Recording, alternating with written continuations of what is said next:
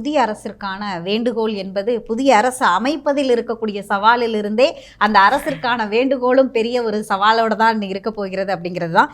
இந்த அமர்வில் நம்முடன் குழந்தைகள் நல செயற்பாட்டாளர் தோழர் தேவனையன் நம்முடன் இணைந்திருக்கிறார். வணக்கம். மாணவர், கல்லூரி மாணவர் தமிழ்ச்செல்வன் நம்முடன் இணைந்திருக்கிறார். வணக்கம். தேவனையன், உங்ககிட்ட இருந்து தொடங்குறேன். இந்த தேர்தல் எப்படியான ஒரு தேர்தலாக தமிழ்நாடு பார்க்கிறது? அதாவது ஒரு மாற்றம்னு ஒவ்வொரு தேர்தல்லையும் அந்த மாற்றம் ஃபேக்டர் இருக்கும்.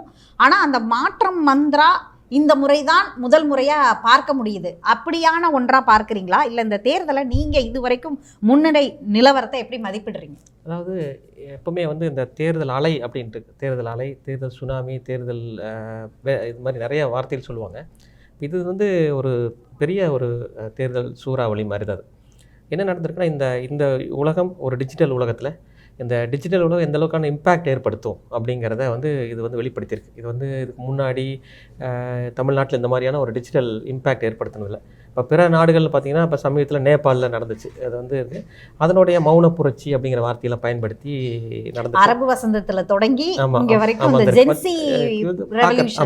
ஆனால் என்ன நடந்திருக்கு அப்படின்னா, இது மாற்றம்ங்கிறது கண்டிப்பாக அவசியம், ஏற்றுத்தாகணும். ஜனநாயகத்தில் இந்த மாதிரி மக்கள் தீர்ப்பை மதித்து தான் ஆகணும். ஏன்னா ஜனநாயகம்னு வரும்போது 9 நல்லவர்கள் சேர்ந்து ஒரு மோசமான ஆளை தேர்ந்தெடுக்கலாம், 9 மோசமானவர்கள் சேர்ந்து ஒரு நல்லவர்களை தேர்ந்தெடுக்கலாம். அது ஜனநாயகத்தில் இருக்கிற பாசிட்டிவ் நெகட்டிவான விஷயம். இந்த தேர்தலில் நிறைய பாடங்கள், படிப்பினைகளை நமக்கு கொடுத்துருக்கு. என்னென்னா, நம்ம இந்த இளம் தலைமுறைகளை சரியான ஃபார்மேஷன் பண்ணாமல் விட்டுட்டோம் அப்படிங்கிறது அந்த 50+ 40+ இருக்கிறவங்க எல்லோரும் யோசிக்கிறாங்க. நான் பேசிட்டு வர வரைக்கும் என்னென்னா, இது நம்ம நிறைய காலகட்டத்தில் இந்த ஏன், எதற்கு, எப்படின்னு கேள்விகள் நிறையா கேட்டு ஒரு டைரக்ஷன் நோக்கி போன தமிழ்நாடு தான். நீதி கட்சியாக இருக்கலாம், பின்னாடி திராவிட இயக்கங்களாக இருக்கலாம், எல்லாமே ஏன் மாறணும், ஏன் என்னோட மொழி பாதுகாக்கப்படணும், என்னோட நாடு ஏன் பாதுகாக்கப்படணும், நான் என்னோட இனம் ஏன் பாதுகாக்கப்படணும், வடம் தென் அப்படின்னு நிறைய கேள்விகள் கேட்டேன். பட் இந்த காலகட்டத்தில் எதுவுமே கேட்காம மொத்தமாக ஒரே மாற்றம் அப்படிங்கிற சொல், ஏன் மாறணும், என்ன அடிப்படையில் நாங்கள் மாறணும், இதெல்லாம் மாற்றத்தை கொண்டு வரணும் அப்படிங்கிற எந்த விதமாக இல்லை, மாற்றம் மொத்தம். இப்போ என்ன ஆகிப்போச்சு அப்படின்னா, இதெல்லாமே ஒரு அரசியல் அப்படின்னா கட்டமைப்புகள் இருக்கும்.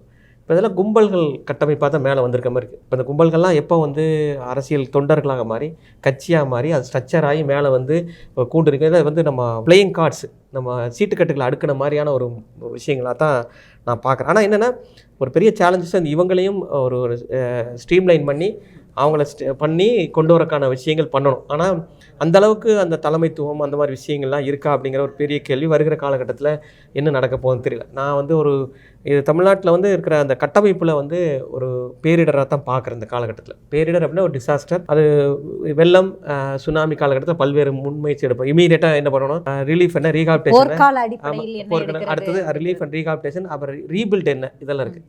இப்போ என்ன சிக்கல் வரலாம் அப்படின்னா, இந்த மாதிரி இருக்க கட்டமைக்கப்பட்ட தமிழ்நாடை டெமாலிஷ் ஆகிடுச்சு அப்படின்னா திரும்ப ரீபில்ட் பண்ண முடியாது. இப்போ இருக்கிற அரசுக்கு இப்போ வருகிற அரசு யாராக இருந்தாலும் சரி, அந்த அரசுக்கு என்ன இருக்கிற கட்டமைப்பு தமிழ்நாடுங்கிறது ஒரு நல்ல ஒரு கட்டமைப்பு கொண்டு வந்துச்சு. அந்த கட்டமைப்புக்கு மேலே நீங்கள் முயற்சி பண்ணுங்க, கட்டமைப்பை தகர்க்க முயற்சி பண்ணிடாதீங்க. உணர்ச்சி வசப்பட்டேன்னா நாடு நாளும் கருதி நல்ல திட்டங்கள் இருக்கும், உணர்ச்சி வசப்பட்ட திட்டங்கள் கூட இருக்கும். இந்த கடந்த 5 ஆண்டுகளில் நிறைய முன்பின்கான விஷயங்கள் இருக்குது. அப்போ நல்ல திட்டங்களை நீங்கள் தொடர்ந்து எடுத்துகிட்டு போகிறக்கான முன்னெடுப்பு எடுத்தால் தான் ஸ்டேட். அப்படி பார்க்கும்போது ஒரு மாநில நலனின் அக்கறையாக தான் பார்க்கும். இப்படி பண்ணிட்டாங்க அப்படிங்கிறது நடந்ததுன்னா நாளைக்கு எப்போ தெரியும்னா, இப்போ தெரியாது. இந்த டெமாலிஷன்ங்கிறது அடுத்த ஒரு 5 ஆண்டு கழிச்சு தெரியும்.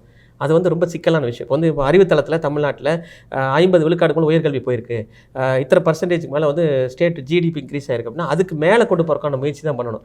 அதெல்லாம் பண்ணிட்டாங்க, வேண்டாம் அப்படின்னு மூவ் பண்ணாங்கன்னா திரும்ப தமிழ்நாடு ஒரு 10 ஆண்டுகள் பின்னாடி போயிடுச்சு அப்படின்னா திரும்ப எடுத்துகிட்டு வர முடியாது. ஏன்னா இப்போ இருக்கிற பொது தளத்தில் பார்க்கும்போது தமிழ்நாடு வளர்ச்சியை நிறைய பேர் எதிராக பார்க்குறாங்க. தமிழ்நாடு எப்படி வளருது, தமிழ்நாடு வளருது, அது ஒரு பொறாமை பார்வையும் ஒரு அச்சமான பார்வையிலும் பார்க்குறேன்.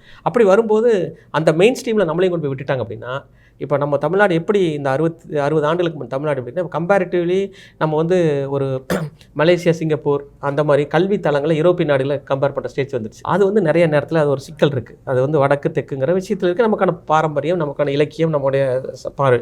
இப்போ என்ன ஆகிடும் அப்படின்னா, ஆட்டோமேட்டிக்காக அடுத்த 5 ஆண்டுகளுக்குள்ளே இதை கொண்டு போய் விட்டுட்டோம்னா நம்ம நாளைக்கு கம்பேரிட்டிவ் என்ன ஆகிடுன்னா, வட மாநிலத்தில் கம்பேர் பண்ணுற மாதிரி ஒரு ஸ்டேஜ் போயிடுச்சு அப்படின்னா பார்க்குறதுக்கு நல்லாயிருக்கும். இப்போ பீகாரோட நல்லாயிருக்கு, ஆனால் அது அல்ல நம்முடைய இலக்குங்கிறது. மலேசியா, சிங்கப்பூர், ஃபின்லாண்டு போகிற அப்போ அந்த நோக்கத்தை வருகிற அரசு எடுக்குமா, அறிவு சார்ந்த தளத்தில் இயங்குமா, உணர்ச்சி தளத்தில் இயங்குமா, தமிழ்நாடு ஒட்டுமொத்த தமிழர் நலன் அந்த வளர்ச்சியை நோக்கி, அந்த முன்னேற்றத்தை நோக்கி கொண்டு போவாங்களா அப்படின்னு ஒரு பெரிய கேள்விகள் தான் இருக்குது.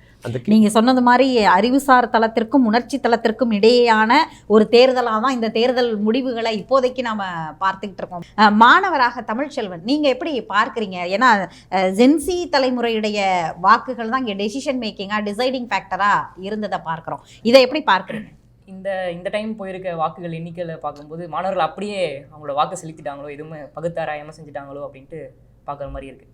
ஏன்னா வள்ளுவர் கூட ஒரு அழகாக சொல்லுவார், எப்பொருள் யார் யார் வாய் கேட்பினும் அப்பொருள் மெய்ப்பொருள் காண்பது. அதில் எதுக்கு வள்ளுவர் 2 யார் வச்சிருக்காரு, அதை நம்ம சிந்திச்சிருந்தாலும் வாக்களிதும் சரியாக வாக்களிச்சிருப்பாங்களோ அப்படின்னு தோணுது. ஏன்னா ஒன்று யார் அப்படின்றது நான் எப்படி அதை புரிஞ்சுக்கணும் அப்படின்னா, ஒரு யார் அப்படின்றது வாரியார், இன்னொரு யார் அப்படின்றது பெரியார். கடவுள் நம்பிக்கை கொண்டவர் அப்படின்றவர் வாரியார் அப்படின்னு சொல்லலாம், கடவுள் நம்பிக்கை இல்லாதவர் அப்படின்றவர் பெரியார். இவங்க 2 பேருமே என்ன சொல்றாங்க அப்படின்னு சிந்தித்து அவங்க செயல்படணும் அப்படின்றதான் வள்ளுவரே சொல்லியிருக்காரு. ஆனா அதெல்லாம் பகுத்தாராயாம அப்படியே வாக்கு செலுத்திட்டாங்களோ அப்படின்ற ஒரு பயமும் அச்சமும் தான் எனக்கிடையே இப்ப இருக்கு. ஏன்னா நம்ம பகுத்தாராய்ந்து பார்க்கணும், இப்ப என்னென்ன செஞ்சிருக்காங்க, எந்த அரசியல். நீங்க மாணவர்களோட எல்லாம் பேசியிருப்பீங்க, இல்ல உங்களோட செட் ஆஃப் பீப்புள்ஸ், நீங்க அந்த யங்ஸ்டர்ஸ் கூட நிறைய வந்து பழகுறதுக்கான சூழல்ல என்ன மனநிலையில இருந்ததா நீங்க பாத்தீங்க? எல்லாரோட மனநிலை என்ன, சினிமா மோகம். அது மட்டும் இல்லாம இப்ப தளபதி அவர் வராரு அப்படின்னா அவர்கிட்ட போய் ஒரு புகைப்படம் எடுக்கணும். இந்த ஒரு மோகத்துல தான் அவங்க வாக்கு செலுத்துறாங்களே அப்படின்ட்டு எனக்கு ஒரு பயமும் வந்துச்சு. இப்ப அறிஞர் அண்ணா சொன்ன கொள்கையோ இல்ல பெரியாரோட கொள்கைகள் இந்த மாதிரி அதெல்லாம் நம்ம படிச்சு தெரிஞ்சுக்கிட்டு இருந்தோம் நம்ம தவறு பண்றோமோ அப்படின்ற ஒரு சூழலும் எனக்கு பார்க்கும் போது தெரியுது. அதனாலதான் ரொம்ப கஷ்டமா இருக்கு. இப்ப இதை பார்க்கும்போது என்ன தோணுது அப்படின்னா, மாணவர்கள் இன்னும் பகுத்தறிவா மாறணும். தமிழ்நாடு வந்து வளர்ச்சி பாதையில போயிடுச்சு. மாணவர்கள் வந்து அவங்க மனநிலையிலும் மாத்தல, அவங்க பகுத்தறிவிலும் இன்னும் அதிகமா வளரணும்னு சொல்றது தான் என்னோட பார்வையில தெரியுது.